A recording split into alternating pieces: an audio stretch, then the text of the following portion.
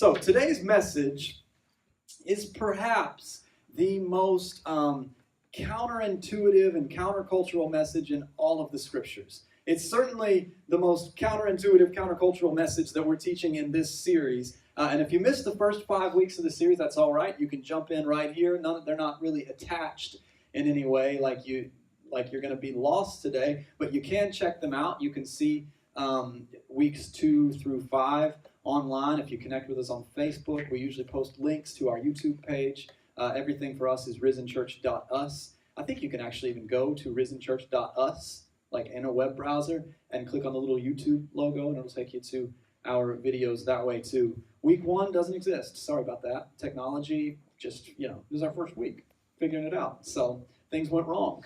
So it doesn't exist, but I'll share it with you if you want. We can go get coffee, and I'll tell you what week 1 was. But we'd love for you to be able to keep up with us that way.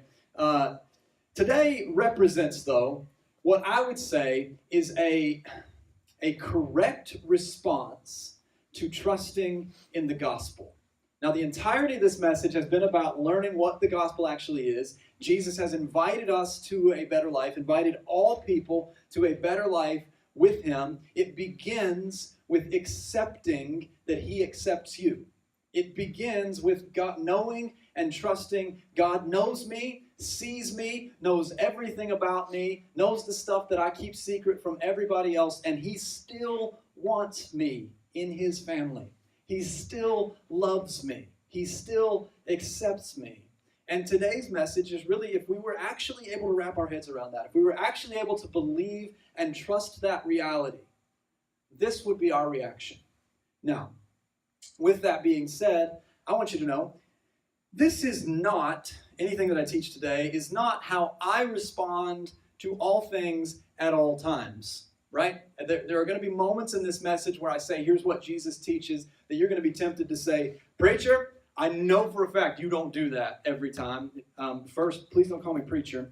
And second, I know, let me beat you to it. I know you're right. I don't live this ethic perfectly. I don't live and love and look like Jesus all the time. Never is that more evident to me than when I'm talking about the correct response to the gospel, when I'm talking about how we treat other people. It's my responsibility to teach you the way of Jesus, even beyond my ability to model it for you. And so that's a reality of what we're looking at today, just so you don't at any point think, man, that boy is high and mighty on his love kick, and I just want you to know I'm trying my best, but I'm not telling you this is how I always do it. I'm saying this is what Jesus calls us to, an ideal that we're all sort of moving towards. Does that make sense? All right. So, part 6, life is better with love. And to explore today's topic, we're going to look at one verse of Scripture. You'll spend all of our time with one verse. Jesus kind of gives us permission to do that because he says about this Scripture, the second half of the verse that we're going to look at actually says, the essence of all of the Scriptures is found in this. So he says all of the Bible is really captured in this idea. So he gives us permission to we can just look at this one today. There's plenty to be celebrated and studied in just this one idea. Now, this is an idea that is solely Christian. It really does only belong to the faith, to faith in Jesus, to people who trust in Jesus for salvation. There are other religions and other teachings that look something like it, but nothing goes as far as the gospel of Jesus Christ does. And it also is a teaching, go ahead and give you a little hint, we're going to talk about the golden rule, but it's also a teaching that most people would say, to some extent, yeah, I live by the golden rule. Yeah, I believe the golden rule is what's best. Yeah, I trust that. And the reality is that this golden rule, what it truly is, what Jesus actually said, goes a lot further than most of us do. It goes further. We misinterpret, we misquote, we misrepresent, we misremember what he actually called us to, and we settle for something that's actually shy of the true golden rule. I would let me offer you a couple of these ideas that kind of fall short. The first one, we'll call it our wooden rule. The wooden rule is treat others how you have been treated, right? A lot of us kind of think this way. We maybe think the golden rule is something like this: just do to others what they did to you. That's not it. That's the wooden rule. It's useless. Absolutely worthless. This will destroy every relationship you have, I promise. You do to others what has been done to you. You hurt people will hurt more people, right? You will perpetuate bad things. This is not, it doesn't work at all. We call it the wooden rule because it's the most natural response, right? It's not even, it's an animal response. We treat others how we have been treated. You attack me, I attack back. You come at me, I'm coming back at you. The second one, I will call it the cast iron rule. I'll tell you why we call it that in just a second. The second one, though, is do no harm. It's kind of an idea, an ethic that many of us maybe mistake the golden rule for being something like this. This one's cute, though, right? It's simple, at least. It's also Wiccan, which probably hurts it a lot for most of us. Most of us would say, well, I prefer to not live my life by the ethics of witchcraft, but that's where this one comes from. That's why I call it the cast iron rule, too. To my knowledge, do witches still use cast iron pots for their potions? That's why I was thinking maybe cast iron is the right one for that. If everybody lived this, the world would be a little better, right? It would make the world marginally better. If everyone said, I will do no harm, well, then less harm would be done. That would be kind of a good thing. But much like the wooden rule, this is not love. This falls short of love. The third one I would look at is probably the one that is the most familiar to us. It's the one that many of us mistake the golden rule for being. And this one is good. That's the problem with it. It's good. It's not Jesus' ethic, but it is good. We'll call it the silver rule, and it's this idea: give everyone what they deserve. Now, when I say it's good, it's partially good. It's good in a society where it's able to be executed perfectly by perfect people. If the government were run by perfect people, if the Justice Department were run by perfect people, then this rule would work pretty well. But if we're not perfect, then the silver rule will fall short. It also has a couple of other problems. It has some strengths, and this is really the rule of all modern societies and all modern cultures. This is personal and societal justice, is this silver rule, this idea, let's give people what they deserve. Those who deserve punishment will be punished. Those who deserve rewards will be rewarded. Those who, may mostly live quiet, peaceful lives will be left alone to live their quiet, peaceful lives. And if a society were able to perfectly execute it, it would basically work. But it has two major flaws, and these are a big deal. And these kind of set us up to actually look at what the golden rule says. The first major flaw is what I already said. It only works if the people in charge are perfect and have full knowledge, right? You can only give everybody what they deserve if you have some supernatural, omniscient ability to know exactly what everybody deserves, to know their experience, to know their life, to know their motives, to know why they did what they did or why they're doing what they're... If you knew all of that, then perhaps it would work, but it doesn't work because no one does. Our politicians and judges and police officers and everybody, they are imperfect, and so we have the silver rule is good.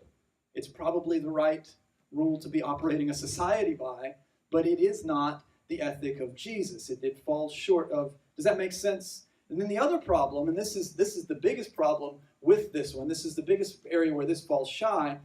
It eliminates mercy and love. Right? Do you see that? The silver rule eliminates mercy. There is no forgiveness in the silver rule, or the system falls apart. If there is mercy shown to someone, then the system collapses on itself. And love can't exist. I mean, think about trying to have a relationship with someone where every single wrongdoing has to be punished, and every single kind act has to be rewarded. Well, then you don't have a relationship. You have mathematics, right? Your relationship can be put on an Excel spreadsheet. It doesn't work that way. You eliminate mercy and love, and these aren't just hippie terms. Like, these are necessary. You can't have relationships with people this way. So once again, the silver rule also falls short of love. It's not love. Do no harm is not love. Treat others how you've been treated is not love. The silver rule actually eliminates love. It takes it out of the equation. So let's consider the golden rule. Let's look at what Jesus actually teaches. Let's look at his ethic as one step beyond all of these others. Matthew chapter 7, verse 12. Do to others whatever you would like them to do to you. This is the essence of all that is taught in the law and the prophets. This is the essence of all. Jesus says here, this is what it's all about. If you're holding a Bible in your hands, if you're looking at a Bible app, Jesus says, here's what the Bible app is about. Here's what the whole of Scriptures is about. Everything you've ever wanted to know about God, here it is. Everything you ever wanted to know, how do I respond, how do I react, how do I treat people, here it is.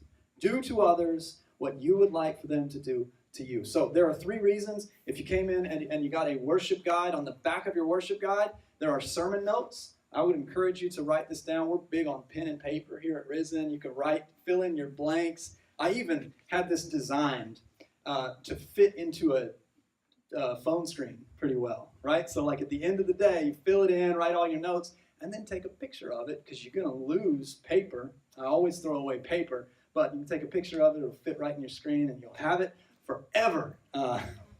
When you need it Monday morning, what was that note that I wrote down? There it is. So we're going to look at 3 things, though, on the back of that worship guide that I would say these are the things that make this rule so golden, right? What makes this rule so golden? The first one is this. First blank, it is proactive. Proactive. Not like that stuff that cleared up Jessica Simpson's skin. Proactive. I'm going to give you three $6 words today. That's my West Virginia education. It is proactive. Jesus' ethics says do to others, right? It eliminates this idea of do no harm. It's just, well, I just won't hurt anybody. Jesus actually says, no, there's a proactive element to this ethic. If you really want to know what love looks like, it looks like going after. It looks like looking for opportunities. We're actually giving the task and responsibility of going out of our way to help people, to love people. Lesser versions of the golden rule take this out. Lesser versions of the golden rule are more reactive or inactive, right? They're what do I do if somebody does something to me? How do I react? Or, how do I could just avoid people altogether. Most loving thing I could possibly do is just not interact with anybody. I probably won't hurt them that way. But Jesus actually says do to. He starts with proactive, starts with movement, activity. An extremely important element of having faith in Jesus as the source of all hope is the idea that we have a responsibility to share his love with people. And next week I'm going to spend an entire message on this topic. Next week we're going to talk about this idea of why is it in our mission statement that we invite people to a better life with Jesus? Why every week when you come in do you get some type of invitation to give to another person? It's not just a marketing scam, I promise. It's necessary. It's exactly who God called us to be. It's central to the message of the gospel is the idea that we are to be inviting people to know Jesus, that we're to be sharing the love that he has given to us. We proactively pursue people in order to love people. I think that's a statement that's on the screen. It'll be on social media at some point this week too. We pursue people in order to love people. We don't just get to know God, have our everyday blessed by God, have our eternity secured by God, and then live our lives quietly with our top secret best friend, Jesus, right? Not if we're following Jesus, because Jesus goes out of his way to love people who are far from him. Jesus goes looking for people who aren't looking for him. Jesus goes after people who aren't looking for a church to attend, who aren't looking for the answers in the sky, and says, the most loving thing I could possibly do for you is to tell you the truth, is to tell you that I have a better life for you than the one you're going to find apart from me. And that's who we follow. That's what we do. That's why we exist as a church. That's why my wife and I moved here and started Risen Church, because we wanted to invite people to a better life with Jesus, like the life that he's allowing us to experience and letting us experience. We don't simply follow an ethic that teaches us how to react to things that people hurl our way or that takes us off the hook for people who keep their distance from us. We are commissioned to pursue others so that we might love them. Is this helpful? Makes sense? That's the first one. What can I do to others, for others, that would look like love? The second answer, what makes this rule so golden? It is empathetic. Empathetic. Whatever you would like them to do to you. And this is kind of what's central to the golden rule. Whenever we think of the golden rule, we remember this part, right? Do unto others as you would have them do unto you. The empathy is what's central to this. And so I'm going to spend most of the time that I have with you on this, trying to give you some handlebars for it. Let's start by asking a couple of questions. The first one is, so how do I treat others? And Jesus teaches us, well, you start with how you want to be treated. It's a pretty good place to start with strangers, with the way that we deal with acquaintances, neighbors, people that we don't really know all that well. Start with how you want it to be treated. In relationships with people that we don't really know that well, it's safe to simply be kind, right? Start with how you want to be treated. Like leave a penny, right? Help people merge in traffic. Don't take the last U-Crops sample at Kroger, right? We would care for other people in these tangible ways. Like your friends' photos, even if they look a little ugly in that picture, right? Go through, like, this would be the most kind thing you could do for your friends is go through their Facebook profile today or their Instagram profile and look for the ugliest ones, like the worst ones, and you just heart that picture, right? Show them how much you care, that these little acts of kindness are not dead. Kindness is not dead, and it's not unimportant. It actually matters. It's actually central to a functioning society. It's central to what God has called you to do, what He's created you to do. And we kind of miss what happens in our own lives whenever we skip over opportunities to care for others in these little tiny ways, right? In the little things where I could say, how could I do something here that would make their situation a little bit better? I mean, helping somebody merge in traffic is a pretty good example, because what happens in traffic when we're not actively trying to help other people is we're actively becoming entitled about our own rights. And that happens in every other situation and circumstance of life. Random acts of kindness teach us to care for other people. And your life will be made better in that. There's a joy to be found in putting the needs of others in front of your own. There is a better life that way. I know it's counterintuitive. I know it's countercultural. I know it runs against everything within your being. But I also know that it's true, that when we care for others, our lives are actually made better because we start to see how much we all matter. The second way, how do I treat others? There's a next step to this. You start with how you want to be treated, but then I would say, then ask people how they would want to be treated. Because that's how you want to be treated anyways, right? At some point in every relationship, there comes a point where it would be okay for us to ask, how do you want, I would like to love you well. I would like to be an effective and kind and loving friend. How can I do that well? We can ask that because that's what we would want. Early on in our marriage, my wife and I have been married almost 10 years now.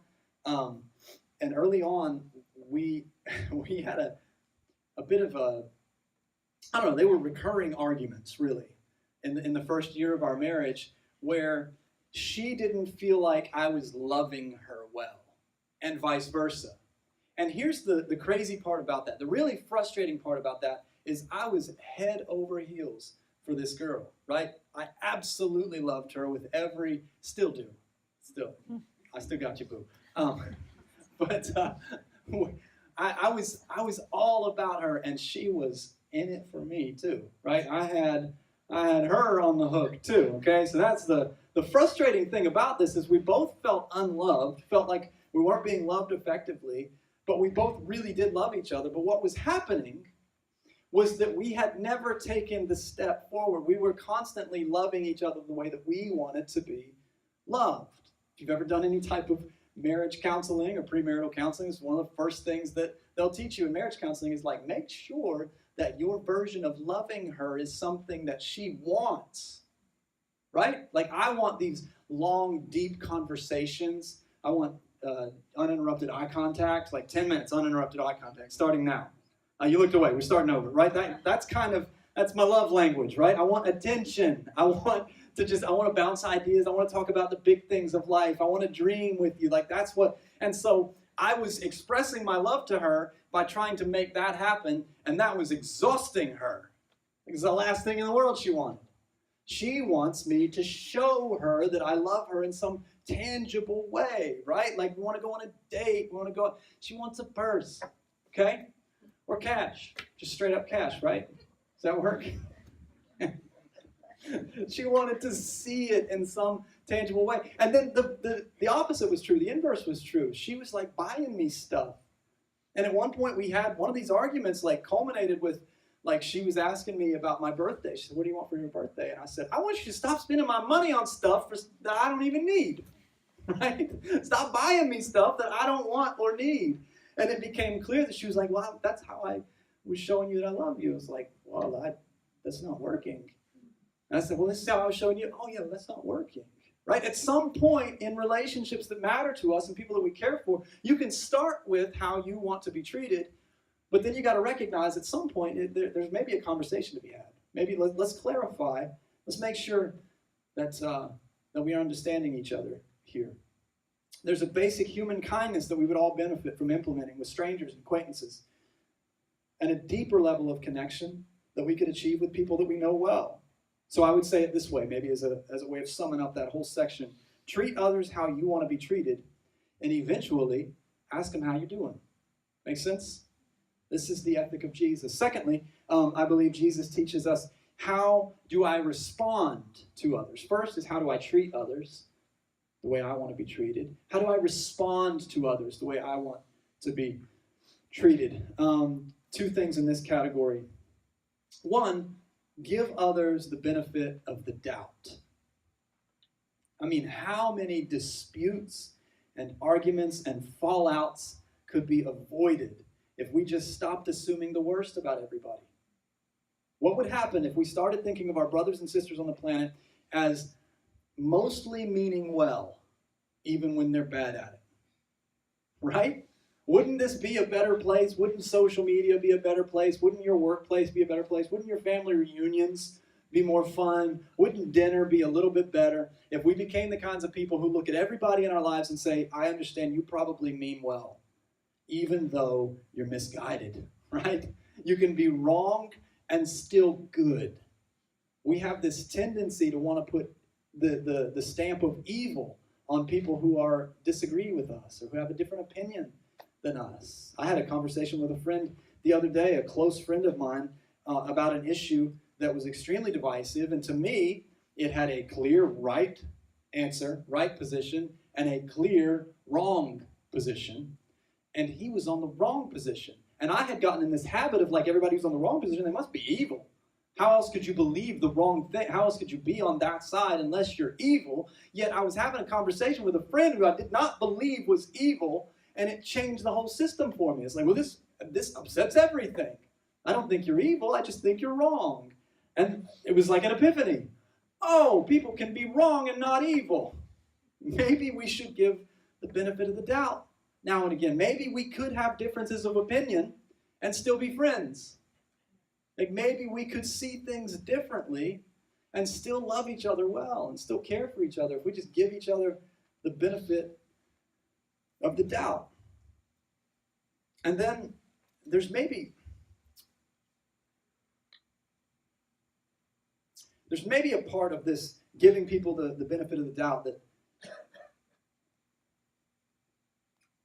there's a line, right? I know every time I've ever shared that with someone, said, I think a big part of following Jesus is giving people the benefit of the doubt. There's always a point at which people want to say, well, what if I know for a fact they don't deserve the benefit of the doubt? Well, what if I know for a fact that what they're doing, they're doing to hurt me? What if I know for a fact that they're just wrong, that they are trying to hurt, that they are trying to? What if I know that I'm right and they're wrong, and it's not just an opinion thing, it's about hurting people? Well, first of all, it doesn't matter. This isn't about them anyways. You can't change them anyways, right? Giving them the benefit of the doubt, first of all, isn't really for them. It's for you. It's for training your reactions. It's for teaching yourself how you're going to react so that you can say, well, I'm always the kind of person who's going to assume the best in people instead of becoming the type of person who always assumes the worst in people. So first of all, I would say that. But secondly, there is a point at which this hits a place where you're like, I gave them the benefit of the doubt and they just don't deserve it. And that is the point where Jesus would teach us to forgive. How do I respond? Well, you give people the benefit of the doubt, and when there's no benefit of the doubt to be given anymore, you forgive. You let it go. There's nothing else to be done. Sometimes it just boils down to letting it go. It doesn't mean they're right. It doesn't mean what they did is right. It just means we're letting it go. Sometimes the only healing to be found in a situation is the healing that comes from you releasing someone, even if they don't deserve to be released, even if they're not asking for it. There are people who hurt you who don't even remember hurting you. I'm sorry if that hurts you. Sorry. There are people who have done damaging things to you and they ain't even thinking about you anymore. And you're carrying around weight from it. You're carrying around hurt from it. You're being changed by it for the rest of your life. And they don't even remember. They've been doing that to everybody from the beginning of time. They're not even giving you a second thought. And the only victory that could come from it is you forgiving it. That's the only thing. You're not hurting them by being mad at them. You're not hurting them by holding a grudge. You're hurting you. You're giving that person permission to continue hurting you over and over and over again. This is one of the reasons that the ethic of Jesus is better than all the other reasons. Because there are situations where retaliation will not work. There are situations where retribution is impossible. There is no revenge, and revenge won't fix it anyway. I would even say this about revenge. Forgiveness heals wounds. Revenge only creates new wounds without closing the ones it attempted to heal. That's the difference. I mean, forgiveness can actually heal. And then what do we do when forgiveness is not an option? The third bullet, I believe there is the throat punch. That's in the name of Jesus, of course. If forgiveness doesn't work, then we move. You're not going to laugh with me today, are you? But seriously, forgiveness is always an option. I put the third thing up there to just show how ridiculous it is. You can always forgive. It will almost always be difficult. It will almost never be easy. But you always can. It's always in the cards. If that person hurts you and now they're dead, you cannot avenge them, but you can forgive them. That's always an option. If that person never asks for forgiveness, there's never any chance that they're going to come to you. You can carry around the hurt or you can forgive. That's always an option. And although it may not always heal the other person, now a lot of times you're going to forgive and it's actually going to heal both people. But even if it doesn't heal the other person, it will absolutely heal you. Forgiveness, consider it. Consider it. This is the most difficult, complicated part of following Jesus, the ethic of Jesus. The golden rule, this is where many of us come short. We don't really want the forgiveness part. We want justice. But there's a reality to this, that if we believe the gospel is true, if we believe that God knew us in our sin, knew us in our brokenness, if we believe that God knows the worst stuff about us, the worst stuff we ever thought about doing, that we have those quick thoughts and you're like, man, if anybody ever knew I thought that, I'd lose everything. That God knows that and he still loves us. If we believe that, then the only thing that makes sense for us is to take it a step further and say, man, I should be somebody who forgives everybody everything. God forgave me of everything, continues to forgive me of everything. I should be somebody who forgives. The final reason that I would say what makes this rule so golden is this: it is exhaustive. It is exhaustive. Jesus finishes after he gives us the actual ethic, after he says, Do to others what you would have them do to you, he says. This is the essence of all that is taught in the law and the prophets. This is what it is all about. The final reason the Golden Rule is such an effective ethic is that it doesn't have any holes. It doesn't miss any corners. There's nowhere that following the Golden Rule, there's nowhere that doing what Jesus has asked us to do here, has called us to do here, has invited us to do here, there's nowhere that it doesn't work. It captures the essence of all that is taught in all of Scripture. If you truly put this rule into practice, you will love well. And life is better with love, right? Life is better with love, and this is what love looks like. It looks like mercy, it looks like forgiveness, it looks like caring for others. It looks like helping people. It looks like proactively looking for opportunities to be kind, just so you can be kind. It looks like pursuing people so that you might love people.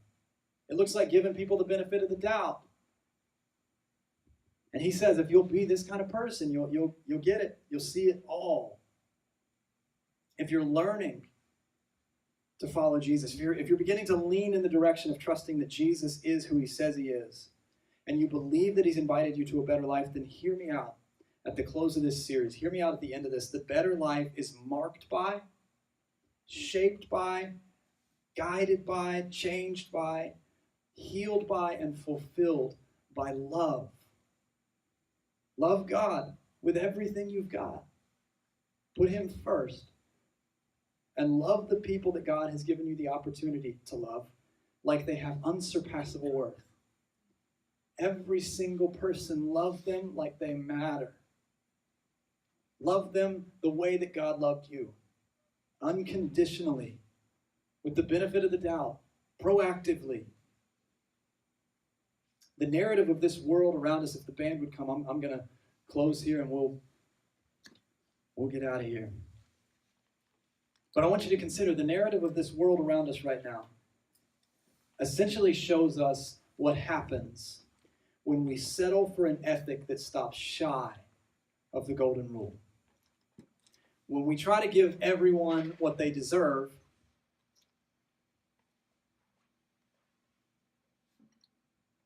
we realize we don't know what anybody deserves. We realize none of us deserve much, really.